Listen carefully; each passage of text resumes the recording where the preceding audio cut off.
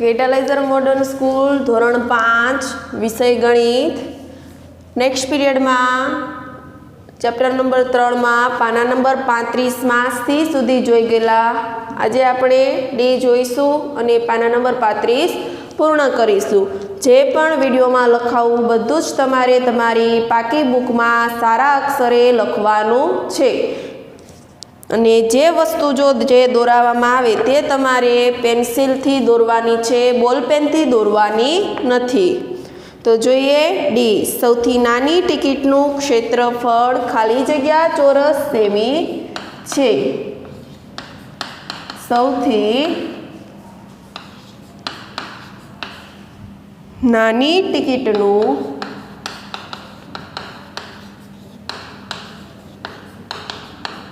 ક્ષેત્રફળ ખાલી જગ્યા ચોરસ સેમી છે। સૌથી નાની તો તમને દેખાય છે, કઈ છે ટિકિટ? એ તો 1 2 3 4 તો કેટલું છે તેનું ક્ષેત્રફળ? 4 ચોરસ સેમી। સૌથી નાની ટિકિટ અને સૌથી મોટી ટિકિટના ક્ષેત્રફળનો તફાવત ખાલી જગ્યા ચોરસ સેમી છે। તો લખીએ કે સૌથી નાની ટિકિટ અને સૌથી મોટી ટિકિટ ના ક્ષેત્રફળનો તફાવત ખાલી જગ્યા ચોરસ સેમી છે। પહેલાં તો સૌથી મોટી ટિકિટ કઈ છે? ટિકિટ એ। સૌથી નાની ટિકિટ છે ટિકિટ ઈ। તો બંનેનું તો પહેલાં તમારે શું શોધવું પડે? ક્ષેત્રફળ। તો લખીએ ટિકિટ એનું ક્ષેત્રફળ બરાબર લંબાઈ ગુણ્યા પહોળાઈ। તો ટિકિટ એની લંબાઈ કેટલી છે? તો કે 1 2 3 4 5 6, પહોળાઈ 1 2 3। તો લંબાઈમાં લખીએ 6 સેમી અને પહોળાઈ કેટલી આવી? તો કે 3 સેમી। 6 નો ઘડિયો ક્યાં સુધી બોલવાનો? 3 સુધી। 6 એકા 6, 6 દુ 12, 6 તેરી 18, તો કે 18 જો સેમી। હવે સૌથી નાની ટિકિટ કઈ છે? તો કે ટિકિટ ઈ। તો લખીએ ટિકિટ ઈનું ક્ષેત્રફળ બરાબર લંબાઈ ગુણ્યા પહોળાઈ। લંબાઈ તો કે 1 2 અને પહોળાઈ પણ 1 2। તો લખીએ લંબાઈ 2 સેમી, પહોળાઈ 2 સેમી। 2 એકા 2, 2 દુ 4, તો કેટલી આવી? 4 સેમી। વ્યવસ્થિત લખી લેજો, પછી આગળનો સવાલ પૂર્ણ કરીશું આપણે।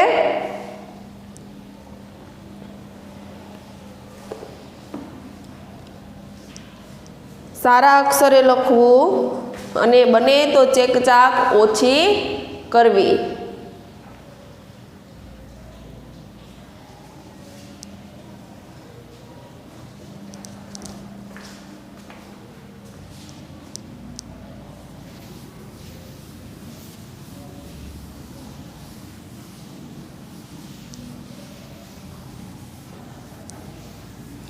શું કીધું છે તમને?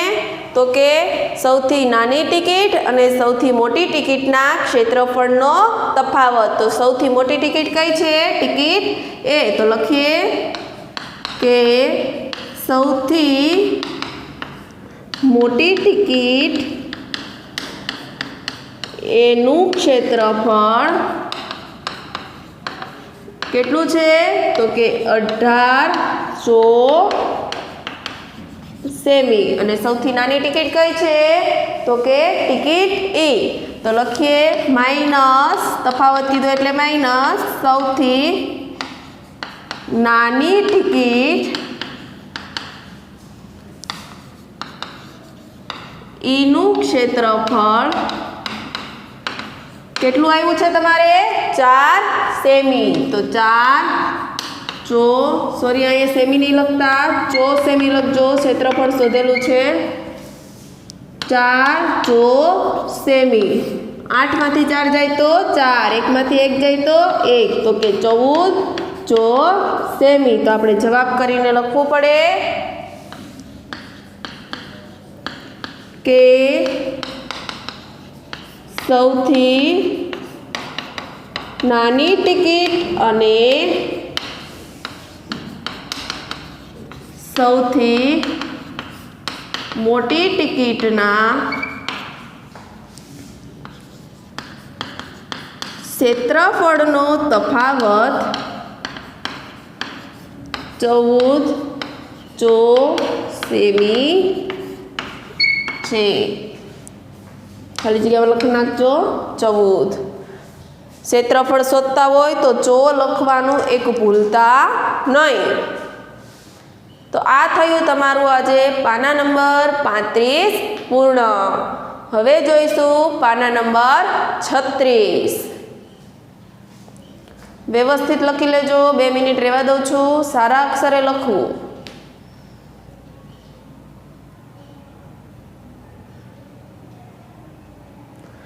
હવે જોઈશું પાના નંબર 36. તો નોટબુકમાં ઉપર હેડિંગ આપજો, પાના નંબર 36.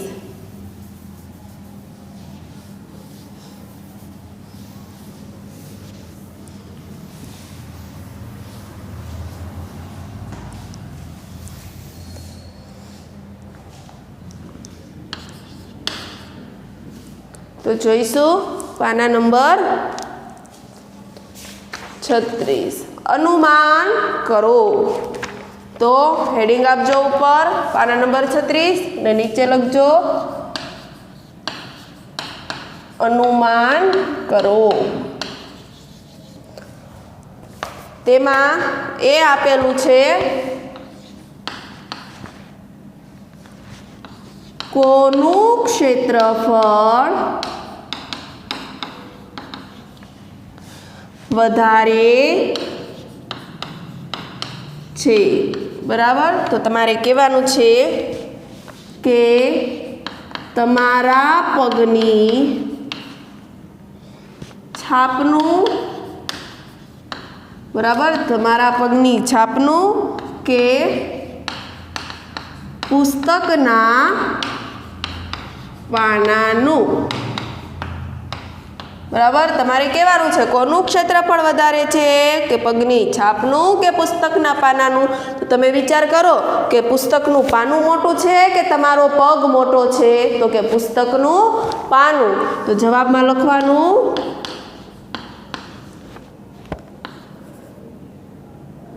પગની છાપ કરતા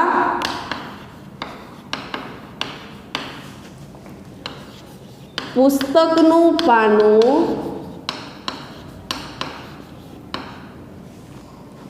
મોટું હોવાથી તેનું ક્ષેત્રફળ વધારે છે. અને અહીંયા ખરું કરી દેજો.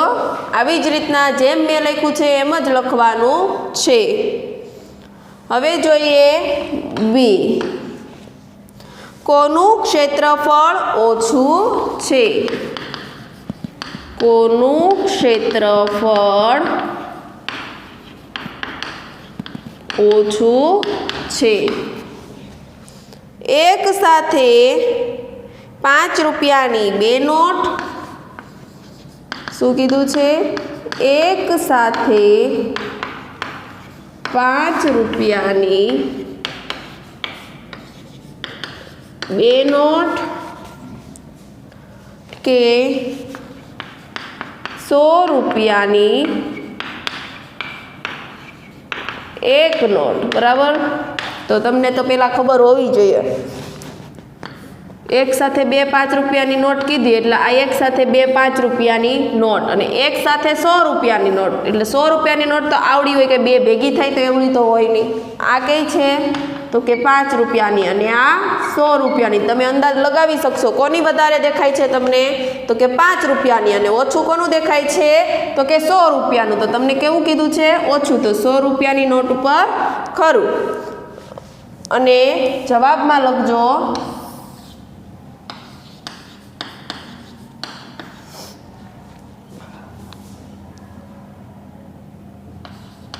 100 રૂપિયાની એક નોટ કરતા 5 રૂપિયાની બે નોટ વધારે જગ્યા રોકે છે, તેથી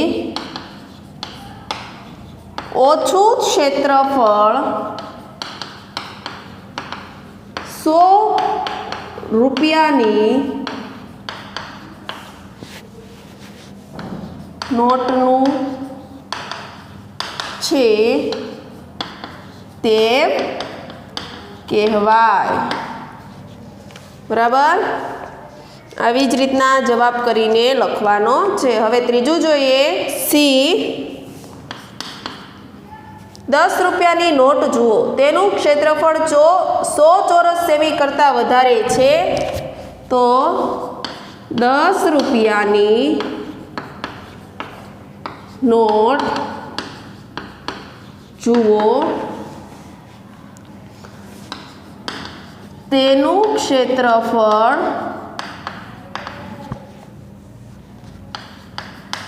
100 ચોરસ સેમી કરતાં વધારે છે, તો લખીએ જવાબ, ના, 10 રૂપિયાની નોટનું ક્ષેત્રફળ 100 ચોરસ સેમી કરતાં વધારે નથી। વ્યવસ્થિત જોઈને પાકી બુકમાં સારા અક્ષરે લખવાનું છે, કોઈ પણ ચેકચાક કે ભૂલ વગર।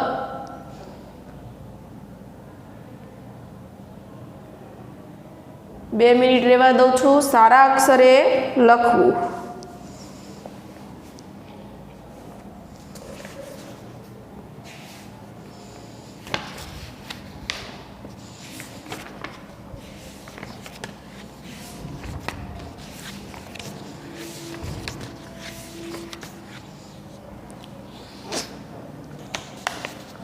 હવે જોઈએ આગળ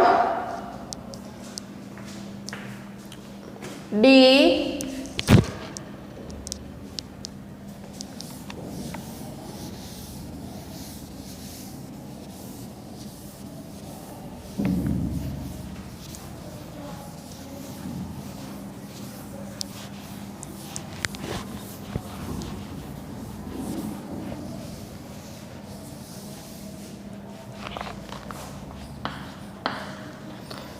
વાદળી રંગના આકારનું ક્ષેત્રફળ પીળા રંગના આકારના ક્ષેત્રફળથી વધારે છે, શા માટે? તો લખીએ, વાદળી રંગના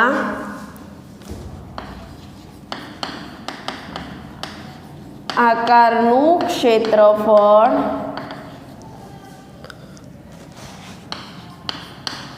પીળા રંગના આકારના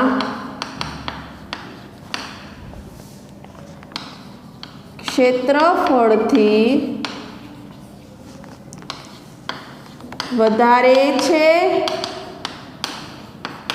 શા માટે? તો પેલા બંને આકારો દોરી દઈએ।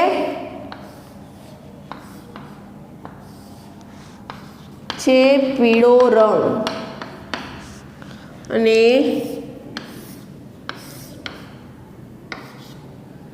આ છે વાદળી રંગ જોઈએ તો લખીએ જવાબ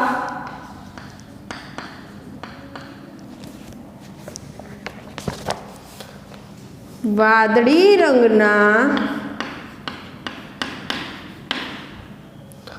આકારનું ક્ષેત્રફળ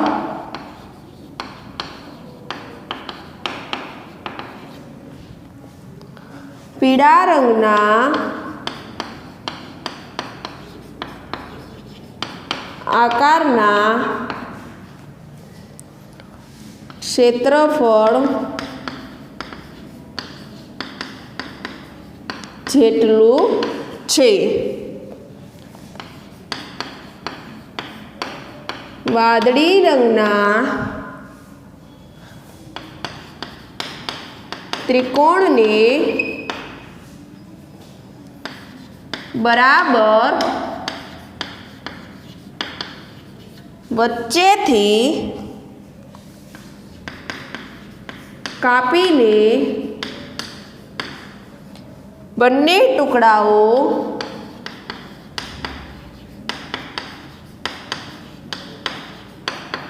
બાજુમાં દર્શાવેલ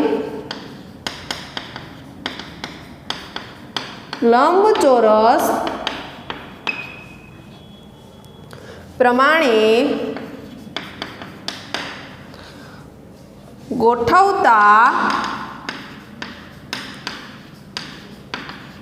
બંનેનું ક્ષેત્રફળ એક સરખું મળે. વ્યવસ્થિત જોઈને સારા અક્ષરે લખવું. જેવી રીતના મેં જવાબ દર્શાવેલો છે તેવી જ રીતના લખવું. હવે જોઈએ ઈ. પીળા રંગના આકારની પરિમિતિ વાદળી રંગના આકારની પરિમિતિ કરતાં વધારે છે. શા માટે? તો લખીએ પીળા રંગના આકારની પરિમિતિ વાદળી રંગના આકારની પરિમિતિથી વધારે છે. શા માટે?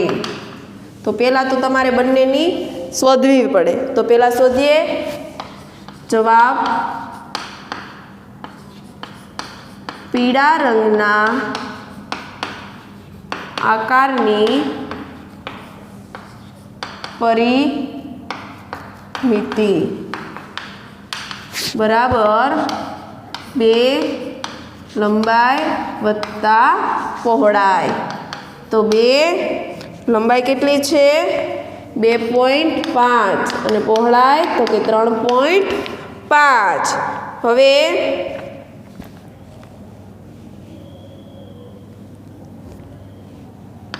જોઈએ કેટલી થાય છે? તો કે 2.5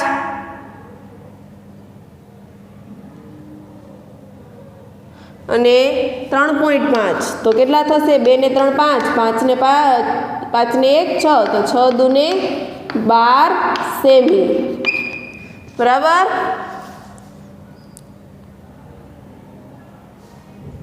હવે વાદળી રંગના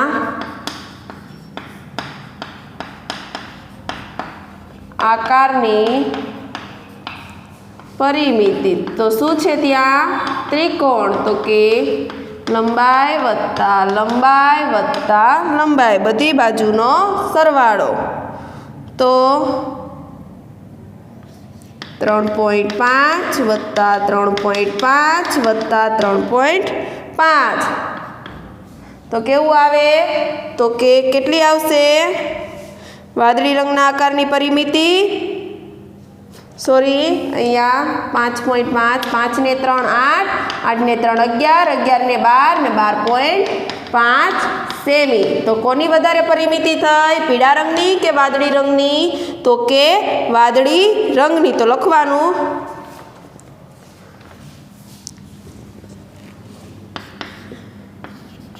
પીળા રંગની પરિમિતિ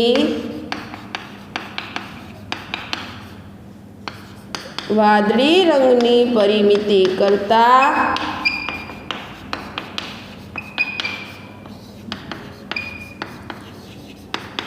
ઓછી છે.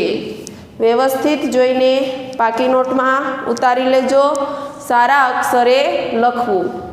આજે લખાવેલું બધું જ પાકી બુકમાં લખવાનું છે. હવે પછી પાના નંબર આગળ નેક્સ્ટ પીરિયડમાં જોઈશું.